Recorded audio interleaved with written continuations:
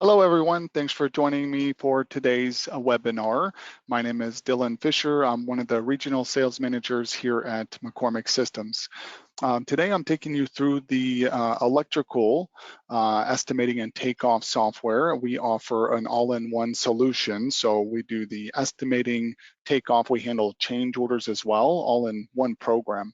Also, I always like to mention McCormick is a true network, a true multi-user system. So if you have multiple estimators or just multiple people that need access to the program, everything in McCormick is shared live. Today, I plan to take you through just a quick overview. Typically, I do live online demonstrations and spend about an hour to an hour and a half going through the program. Today is just, we're going to take about 30 minutes just kind of running through the process. So obviously only so much I can show you in the 30 minutes I have with you today. Just want to encourage all of you to reach out anytime for more information with questions. If you'd like to schedule a time to do an online demonstration with us, we'd love to get that scheduled with you. Also, for today's webinar, you won't be able to talk to me, but there is a chat and a question section on the toolbar of the webinar. So feel free to type in questions, and I'll review those and answer those at the end. Okay, so right now you should be seeing my desktop. I'm logged into McCormick and I'm looking at the job screen.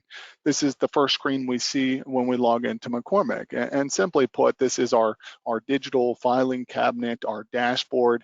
I have access to all of the jobs that I've at least started in McCormick or completed. I can come back to any job here and open it up. To finish it, to review it, to make changes to it, or to work on a change order. So many reasons why I might come back to a job and open it up. We're either doing that or starting a new job.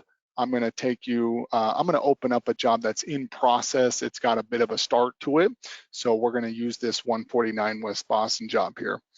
I'm going to click on the details button. This opens up the job information screen. This is the same exact screen that would open up if you clicked on the new job button.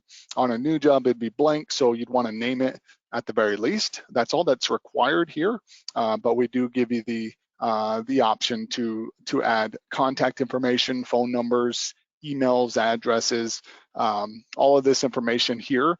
It will populate automatically into the reports and into the proposals at the end. But again, all we need to do is name the job here. Down at the bottom, there's a few tabs. We do have a notepad here, things like special conditions, anything important pertaining to the job. Obviously, that's optional. There's the last tab here. This is where we add the digital plans. So we do accept any type of digital image file, PDF, TIFF, JPEG, anything like that. Again, this job's got a bit of a start to it. On the left side, I created some folders. These, of course, are examples, and creating folders is optional. We're just giving you the ability to organize sheets into folders. Maybe I'm coming back to this job and adding revised plans, and I want to keep those separate from the originals. I just right-click to add a new folder, and of course, I can name the new folder whatever I want. Now, to add the actual drawings, we just hit the Add Drawings button here.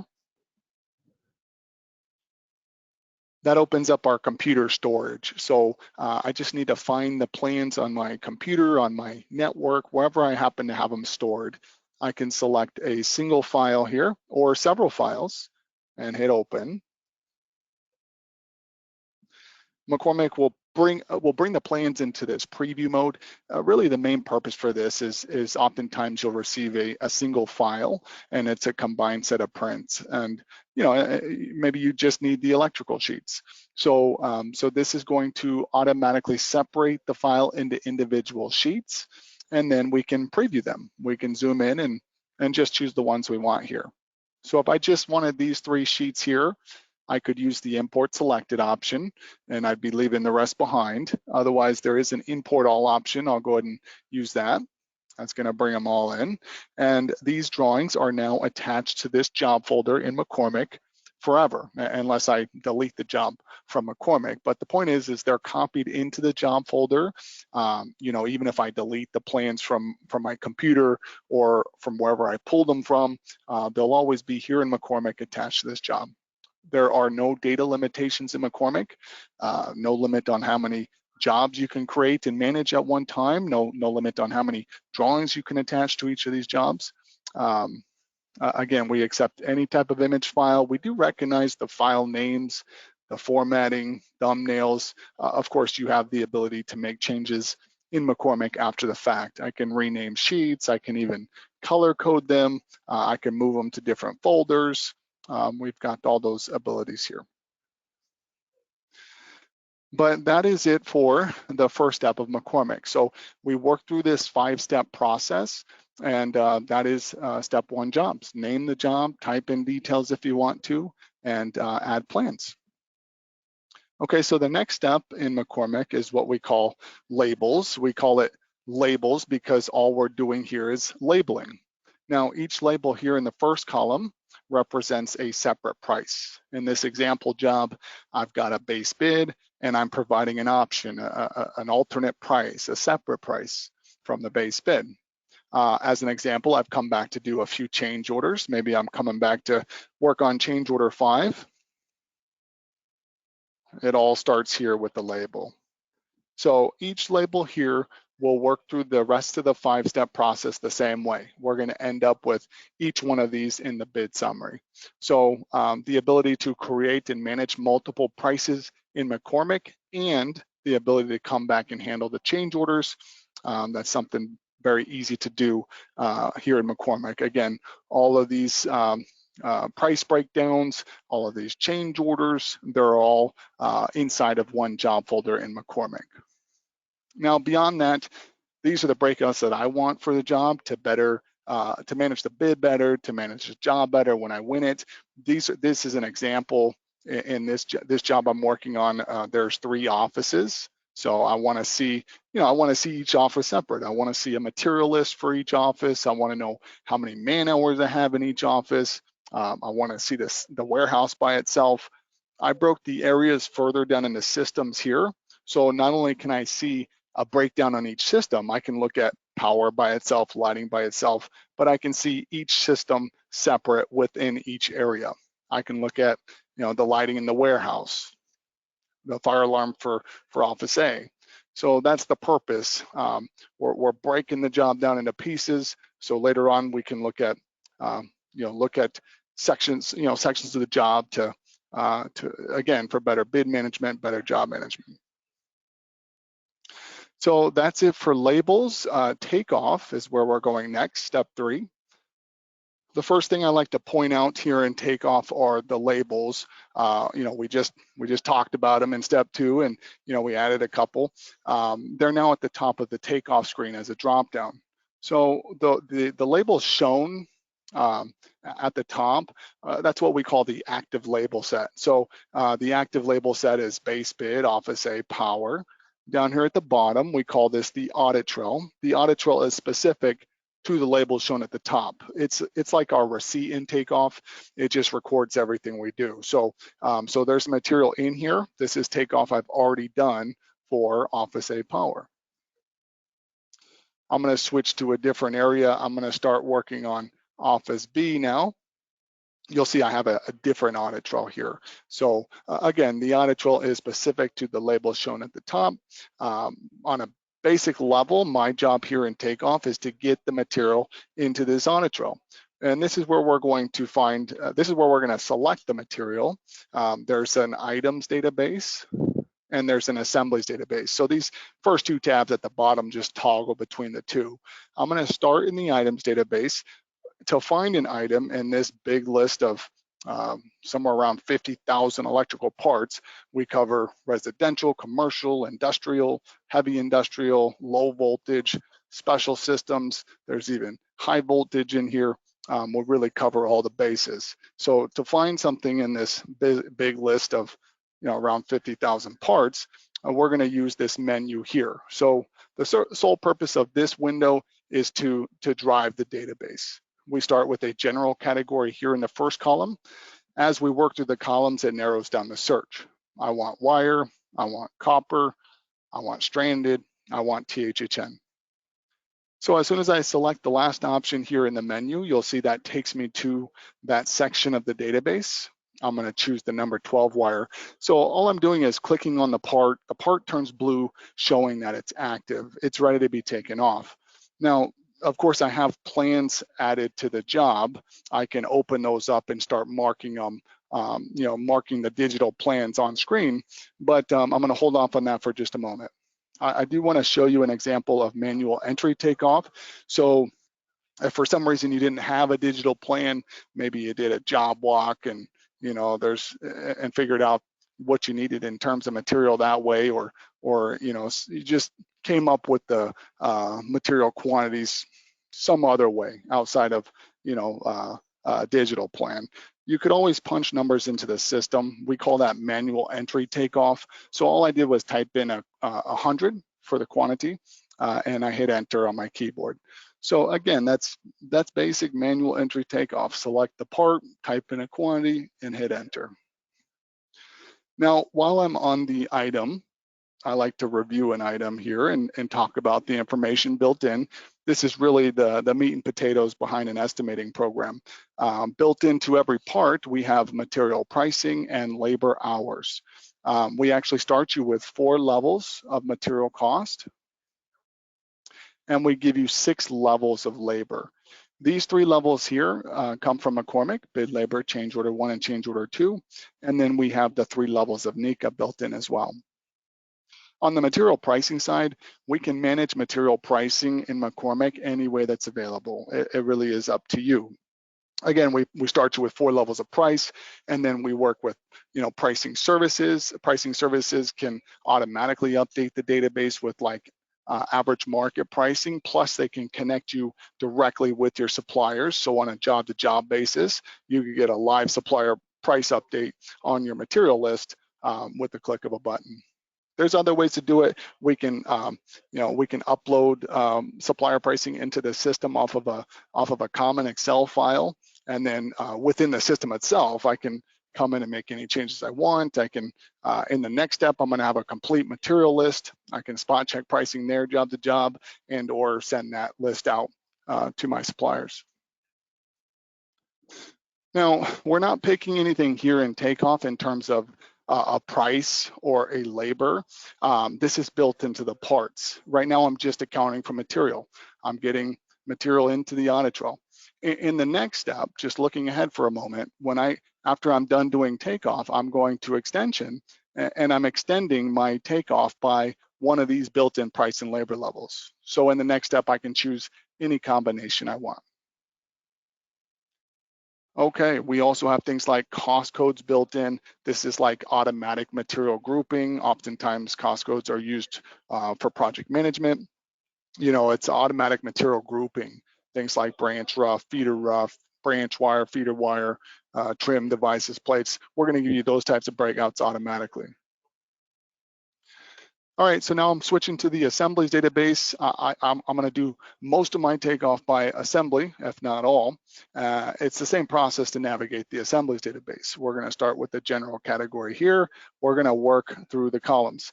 I want a device, I want a spec grade device, I want a receptacle, spec grade for a hospital, I want a 15 amp hospital grade receptacle with a USB charger. So again, the menu takes me to my list. I have ivory, white, and red here. I'm gonna go with red. When we're working with assemblies, we can leave this side window open. It shows the items that make up the assembly. So this is just a group of items. Price and labor is built into every item. We're just getting a bunch of items at the same time. So this is where we really start to pick up speed in an estimating program. Obviously, it's faster in terms of accounting for material, it's more efficient, and we're less likely to miss things. So if I were to take off, I'm gonna do one more manual entry takeoff. I'm gonna type in 10 on my keyboard and hit enter. I just got 10 of each of these items all in one shot. That's it, that's all there is to it when it comes to manual entry takeoff. Now, You'll notice that the audit trail, once again, is a record of what we've done here in Takeoff. So anyone reviewing this later can see very clearly what's happened. The name of the part, whether it was an item or an assembly, of course, the quantity here. If it's an assembly, we can drill down on the line.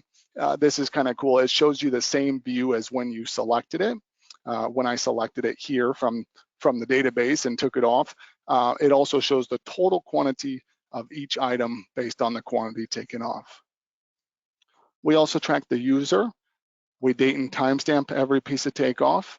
And then the line is marked with either an M or a P, manual entry or from the plan. So I know who took this off, when they took it off, and how they took it off. I'm gonna switch to the on-screen takeoff now. So I'm gonna click on this DEP launch button here. If you have another monitor, you'll wanna put this full screen on a separate monitor. That's ideal. I'm just gonna toggle between the two screens. Here in the top left-hand corner, there's a drop-down. These are all the sheets I have attached to the job. They're all sitting here waiting for me in Takeoff. I'm gonna open up a sheet. The first time I open up a sheet, it's gonna tell me at the bottom a scale needs to be set. We're not gonna let you do any takeoff until you set a scale. Now, there's another drop down here below the sheet name. This is where we select a scale. So there's a drop down list of architectural and engineering scales here. We also give you the ability to hand enter a custom scale. You can also set your own scale off of any known dimensions on the plan. So I could set it off of a doorway, or there's even like a ruler here, any known dimensions. I'm just gonna go with the 1/8 = 1. That's what the sheet came with. Now, the way we move around the drawing, I appreciate very much. I zoom in and out with the wheel on my mouse, and then I push the wheel down to pan. So I really appreciate that, because in a lot of PDF viewing programs or on-screen takeoff programs, you're always reaching for something, to move. You got to zoom in and out like this, or grab bars, or pan, switch to a pan setting. We give you all of those options. There's lots of times it's like it's user preference. All these options are here, but again, I don't use any of those. I'm just going to use the mouse to move around freely. Okay, now if you look closely in the bottom left-hand corner of the screen, you'll see that there's an active assembly number 16,023, 15 amp red hospital grade receptacle and USB charger. That assembly is active on the drawing because that's what I have selected here in the estimating program. So this is what I mean by all-in-one. We're not doing takeoff in one program and then somehow linking that or entering that into the estimating program. It all happens in one program. So let's select a different part. I want a standard grade device. I want a receptacle. I want a 20 amp duplex. Again, as soon as I select the part here, it's active, it's ready to be taken off. I showed you manual entry takeoff. I could punch in a number and hit enter, but I'm not doing that anymore. I'm just gonna click on a plan. So here I'm just gonna do basic counting, which is point and click. Again, I selected the 20 amp duplex assembly from my estimating program. I'm clicking on the plan. With each click, I'm leaving a mark behind. Each mark, each blue circle represents this assembly, which is all of these parts, and all of these parts have price and labor built into them. So what that means for me is if it's marked on the plan, it's estimated. You'll see in the audit trail, the count is here, no extra step to get it here. This is how it works for a brand new user without any setup. So pretty easy. You'll see that this line is marked with a P. It's coming from, that count's coming from the plan. And if I hover over the P, it even tells me what sheet it came from. So again, who took it off, when they took it off, how they took it off, and now where they took it off.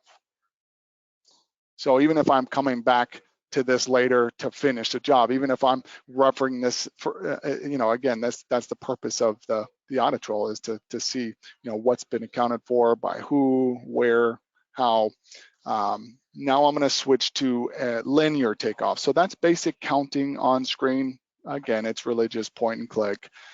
I'm going to select a branch assembly now. I want EMT. I want steel set screw with a strap. and I want number 12 wire. Now in the database, I'm going to choose the amount of wires that I'm running. I want 3. So of course, here's the assembly showing all the parts, pipe, wire, couplings, connectors, straps, screws, washers. It's all here. I'm just going to go mark the plan. So now I'm just drawing lines rather than spotting and dotting. I'm drawing lines. There's a single line setting, which is 1 click to start and 1 click to end. And then there's a connected line setting, which is 1 click to start the run, 1 click to change directions. It's a double click to finish the run. So again, everything I do here, everything that's marked on the drawing, it's estimated. You'll see that we're recording each run here in the Autodrome. So those are the measurements. We can also, of course, the green line represents the horizontal measurement. We can also account for vertical values. So if you right click on a run, you can ask for drops after the fact. I can say, give me a drop at the end here at the panel. The system will default to 8 feet. So the box with an 8 in it represents 8 extra feet of that branch assembly to get to the panel. There's an override option here. This allows you to establish your own defaults, you know, based on ceiling height. So rather than 8, give me 10 or 12 or 15, whatever you want. Okay. We do have an auto start and auto end option here as well. So on top of being able to establish your own default drop value, we can also give you the drop values automatically at the beginning and or at the end of your runs. So this is the auto drop feature. It's now putting the vertical values on either side, in this case, both sides, because I have it on auto start, auto end. So that really covers the basics of this this part of the program. I'll show you a couple more things here, but this thing is really loaded. I could really spend a good hour just going through features and functions with this with the on-screen takeoff.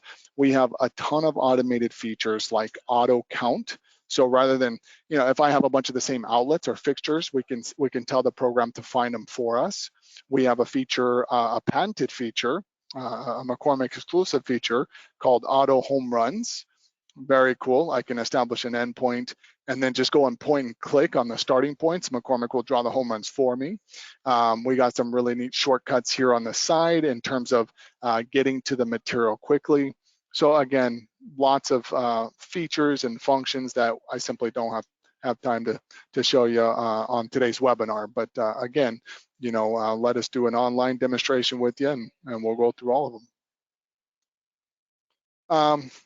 I'm going to go ahead and move on to the extension, which is step 4. So assuming that I'm done with takeoff, I've accounted for all the material, I'm ready to move on to step 4.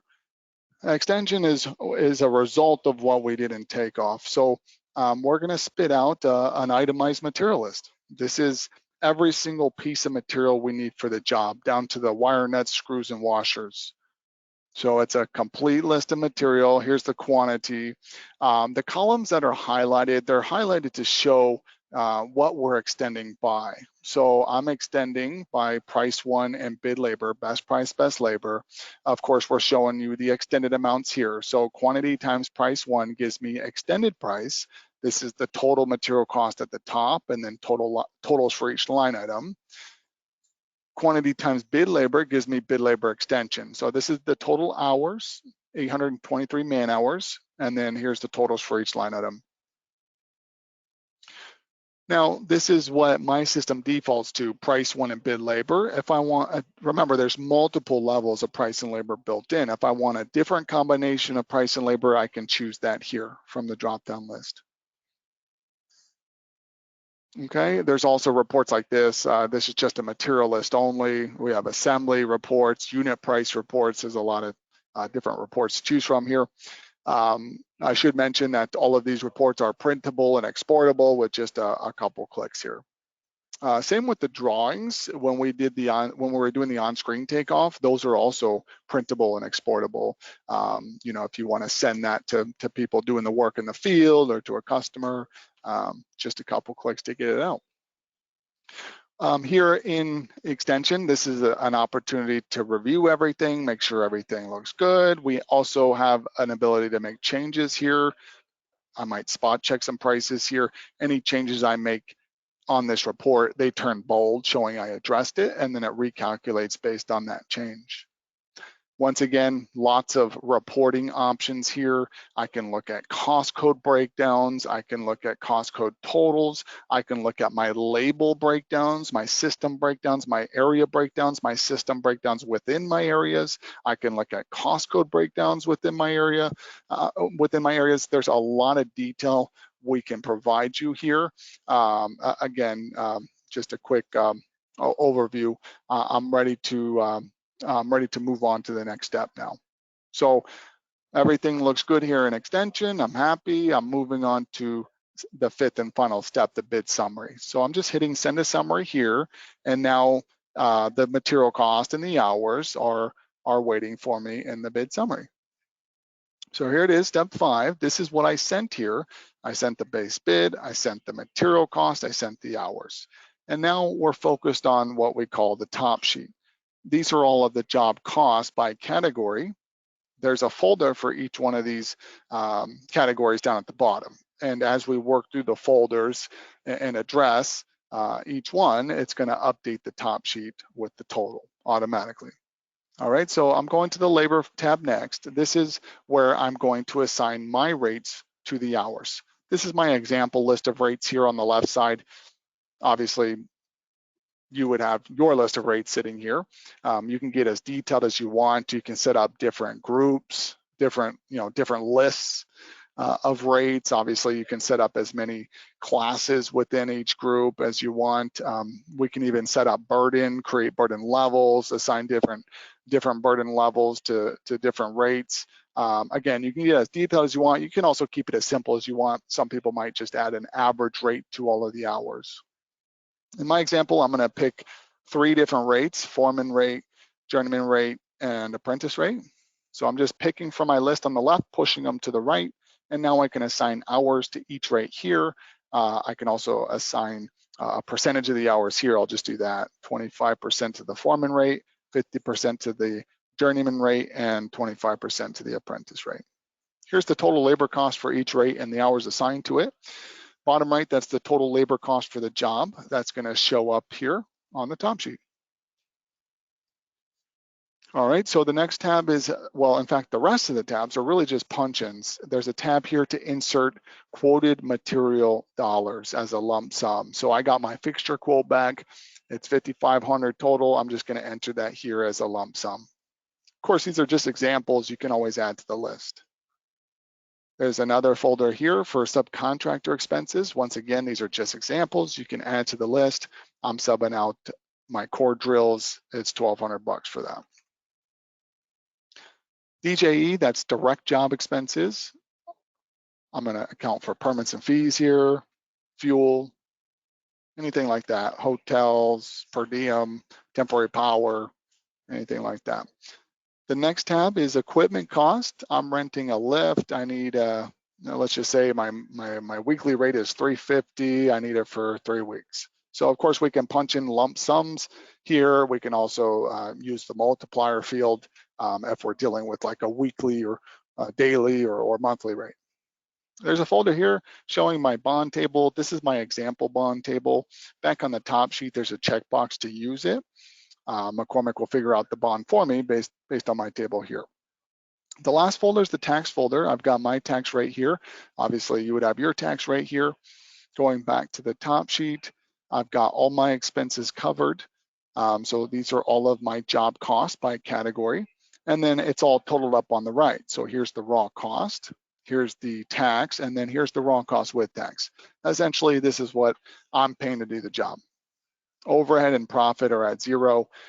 The totals will populate here. We do allow you to mark up each category individually. So for example's sake, I'm going to put 10% overhead markup on the material. It does show the dollars next to it. And then I'm going to put 12% profit on top of that. Again, it's going to show the dollars next to the markup. Again, in this example, I marked up material only. I could mark up labor, totally different, quotes, entirely different. Or if I want the same markup on all categories, that's what these cells are for. I'm going to put 10% overhead on everything, 12% profit on everything. All right, so then again, totals on the right. So here's all of the overhead dollars, and they're totaled up on the right. Here's the overhead total.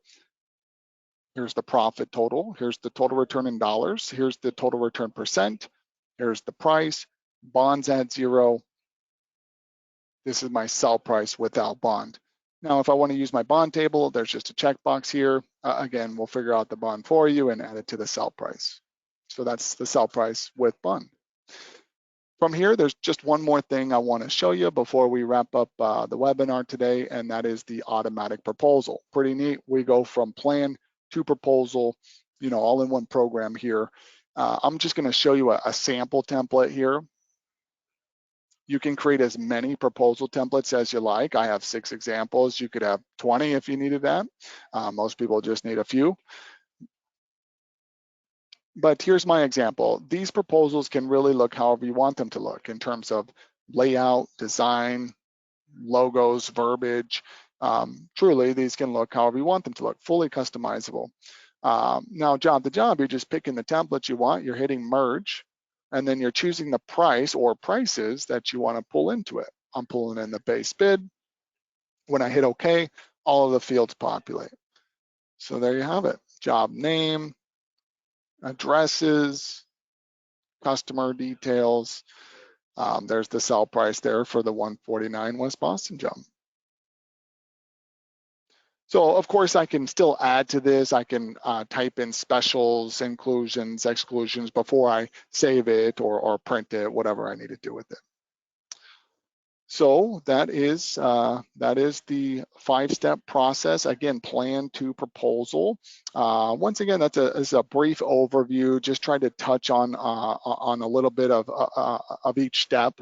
But if there's any questions at all, please type them in. I'll hang out here for another couple minutes, see if any come through. Otherwise, once again, call anytime, send an email. We're happy to provide information, discuss options with you, provide pricing information, and of course, once again, we can take you through a full online demonstration in which we would spend most likely an hour to an hour and a half just going through everything, and it gives you the ability to ask questions as they come up. We can address them in real time.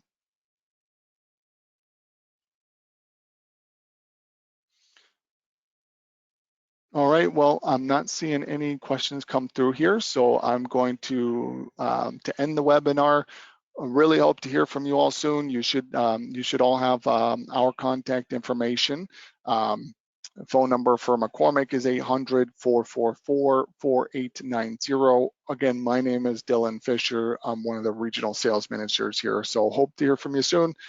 Thank you all again, and hope you enjoy the rest of your day.